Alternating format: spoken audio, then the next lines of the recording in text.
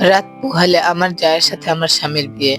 আমার আর তার সাথে ডিভোর্স হয়নি। এমনকি আমি আমার স্বামীর ঘর ছেড়ে কোথাও যাইনি।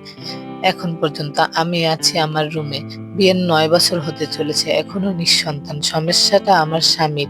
উনার শুক্রাণুর সংখ্যা 2%। অনেক চিকিৎসা করেছে কিন্তু লাভ হয়নি। বিয়ের ৩ বছর মাথায় যখন জানতে পারি তার কখনো সন্তান হবে না, সে মানুষটা সারারাত আমাকে জড়িয়ে ধরে কেঁদেছে। আমাকে বলেছে আমি যেন তাকে ছেড়ে কোথাও না যাই এবং কথা দিয়েছিলাম যাব না। এরপর ভালোই দিন যাচ্ছিল। শাশুড়িও আদর করত। কিন্তু একদিন আমার ভাসুর হঠাৎ ঘুমের মধ্যে ব্রেন স্ট্রোক করে মারা যায়। তারা আলাদা বাড়ি করছিল, সেখানে থাকতো। আমার ভাসুর মৃত্যুকালে ১২ বছরের একটি ছেলে এবং ৩ ও ৫ বছরের ২ মেয়ে রেখে মারা যায়। আমার যা ছিল ভীষণ সুন্দরী এবং ভীষণ অমায়িক ভালো মানুষ। তার যে ৩ টে বাচ্চা দেখে বোঝাই যায় না তাদের সংসার ১৮ বছরের ছিল। আমার ভাসুর মারা যাওয়ার পর থেকে মেয়ে ২ টা আমার কাছে থাকতো এবং বেশিরভাগ সময় আমার যা আমাদের বাড়িতে থাকতো। আমার শাশুড়ি আগে আমাদের সাথে থাকতো। ভাসুর মারা যাওয়ার পর অনেকদিন এখানে ছিল। তারপর যা ও চলে আসে আমাদের বাড়িতে। বাড়িটা আমার স্বামীর করা ছিল। আমার শ্বশুরের জায়গার উপর একতলা বাড়ি করেছিল আমার স্বামী। আমার জায়ের মেয়েরা আমার স্বামীকে আগে থেকে ছোট বাবা বলে ডাকতো। এখন শুধু বাবা বলেই ডাকে। আমার ভাসুরের মোটামুটি টাকা পয়সা ছিল, আর্থিক অভাব ছিল না। তারপরও আমার স্বামী এবং আমি তাদেরকে যথেষ্ট দেখতাম। ভাসুর মারা যাওয়ার পর থেকে বাচ্চাগুলো আমার স্বামীকে ছাড়া কিছুই বোঝে না। আমি বিষয়টা আমলে নেইনি।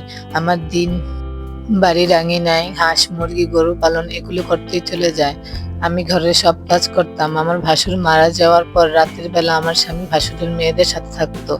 কারণ ওরা বাবার জন্য কান্না করতো। তখন আমার বিছানায় এসে ঘুমাতো।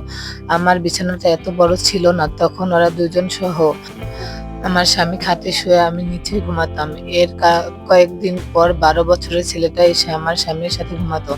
আমি তখন অন্য রুমে ঘুমাতাম। এভাবে আস্তে আস্তে দূরত্ব তৈরি হলো।